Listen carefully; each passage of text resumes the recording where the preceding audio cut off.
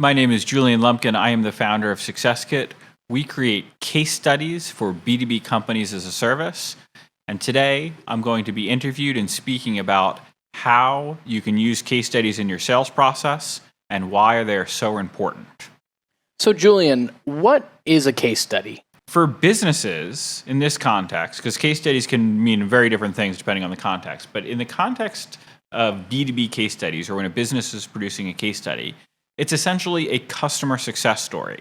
So it's where a business is profiling one of their best clients and detailing, whether it's in written content or video, why they work with you as a company, why it's important, and what results they get. Why is this so important to a company's success? Case studies are so important for your sales and marketing process. This video is focused more on the sales process, so I'll very quickly explain that in the marketing process, you can use case studies in any marketing campaign you have. A case study is just your proof point. It can be repurposed in different ways. Like I said, it can be written or it can be video. You can have short pieces or long pieces. It's real examples of success. So anytime you're creating a marketing campaign, integrating real examples of your customers is going to help. Also, just having your website, having case studies on your website is going to make you look more credible. And if you don't believe me, just go to 5 or 10 of your favorite B2B companies' websites, and every single one of them will have a lot of really good case studies. Smaller companies, on the other hand, struggle to get them done, and that's why we created SuccessKit. But going back to the original question and focusing on the sales aspect, case studies are so important because they're real proof points.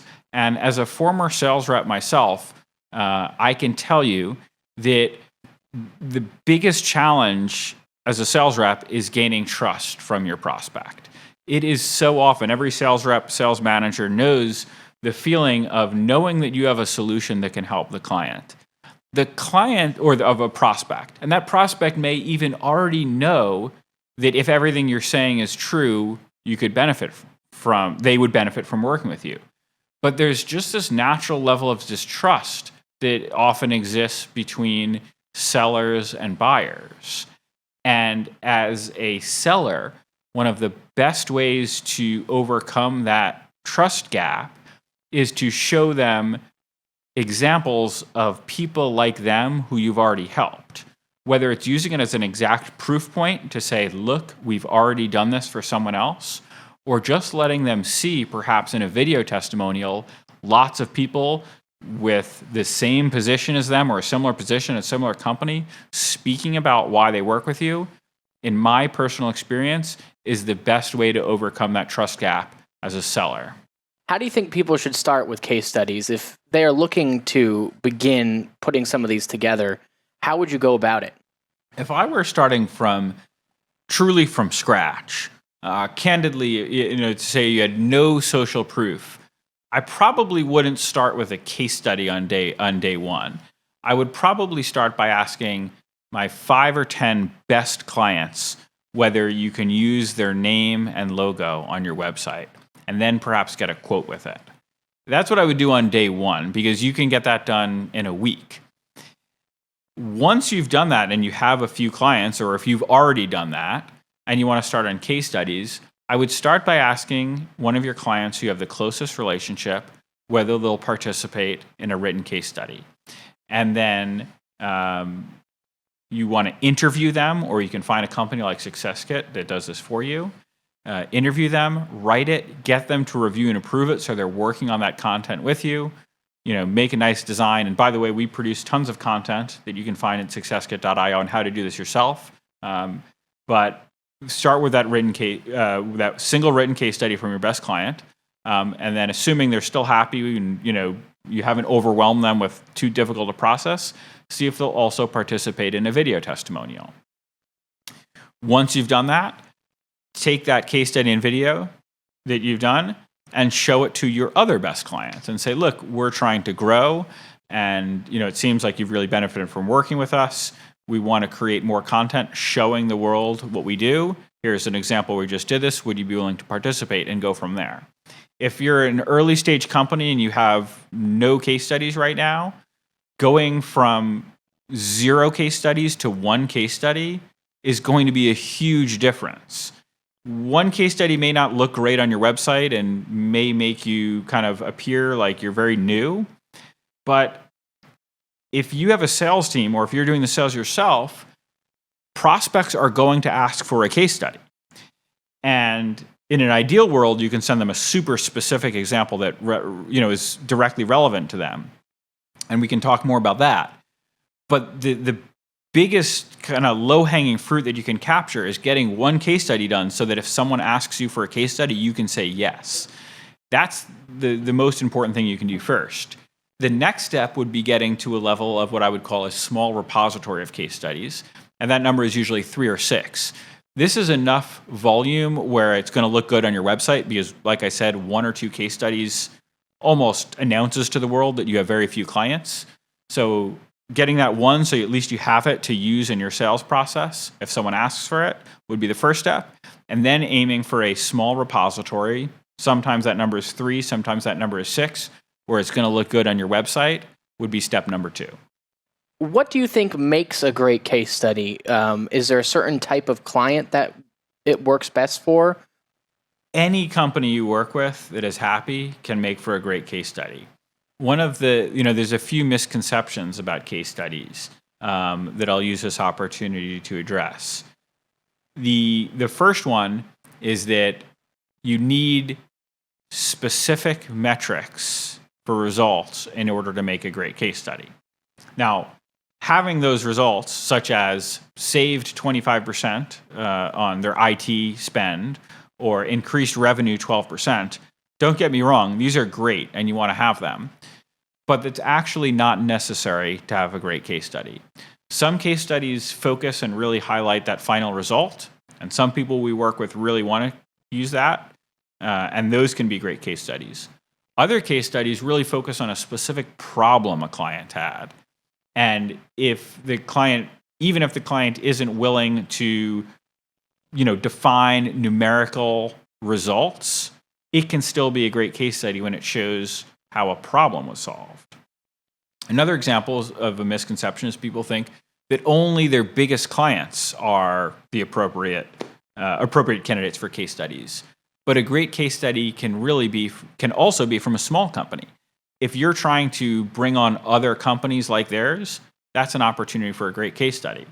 So to sum it up, a great case study can be many different things. It comes down to what is important and needs to be the case is, are we profiling someone who represents the type of companies we want to work with? And if they're authentically sharing their story and you've achieved great results for them, that's what makes a great case study, not things like needing a metric, only a big name logo, or other things like that. What are the benefits of having a third party complete your case studies for you instead of doing them yourself? Case studies are such a natural thing for a third party to do for a number of reasons. A great case study really shouldn't sound like you wrote it. And it's very unique because the rest of your marketing material and your website, you want to put your own kind of spin on things, and you want to kind of have a personality or kind of a perspective that you as a company are taking, or a position that you and your company are taking. And when they look at your website, they can see the way that you think about the world. But if you think about a case study, it really shouldn't be like that. So instead, it should be from the perspective of the client. And sometimes the client describes things maybe less precisely than you can, or differently, or not in a way that you want to position all of your marketing material around. But the way that they describe the value you brought for them is incredibly valuable. And the best case studies don't take that out and instead kind of go back to your standard messaging. They tell an authentic client story. And it's very difficult for a company to do that on their own. So as a third party, when we do it, for example, we can talk to our client and understand what are the most important facts, so we're not getting too off track. But more neutrally or naturally be a neutral third party in letting the client's story shine through. It's very easy it's easy to do as a third party, but very difficult to do when it's your own case study. So, say I'm a company that has 3 or 6 case studies. What would make me want to keep going and add more and more case studies to build a database or repository? What are the benefits of that? The first benefit is that more case studies is going to look better on your website. Like I mentioned earlier in the interview, go to Slack's website, go to Salesforce website.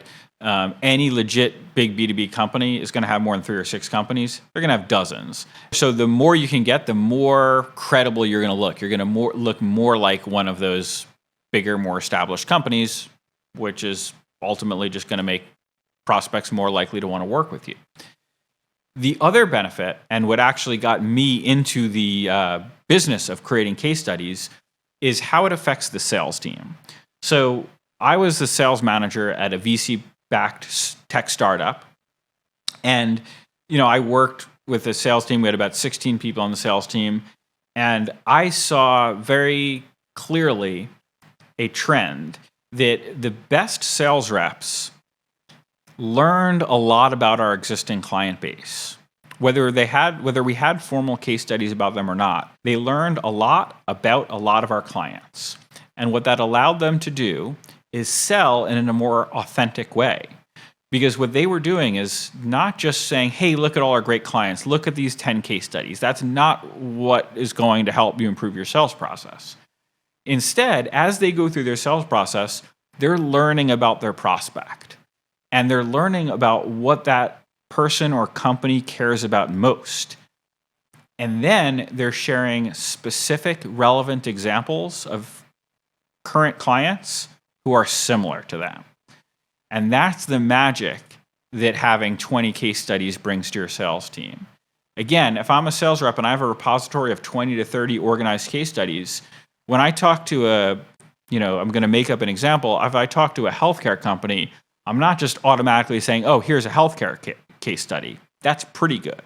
But when you have a true repository of case studies, you can do even better, where you can really understand what that healthcare company cares about. Something specific, something important, or a problem they want to solve, a result they want to achieve, something that is unique about them, that they're concerned about your solution not working. You can uncover that. That's your main job as a sales rep, uncover what that prospect really cares about. That's what most sales reps are doing all day anyway. If you can combine that skill and also have relevant case studies, you can directly address your client's most important concerns with real proof. And I started my company, Success Kit, because I saw that is a more effective way for sales reps to engage with prospects, and it's more authentic because it's relying on real proof for real things that happened.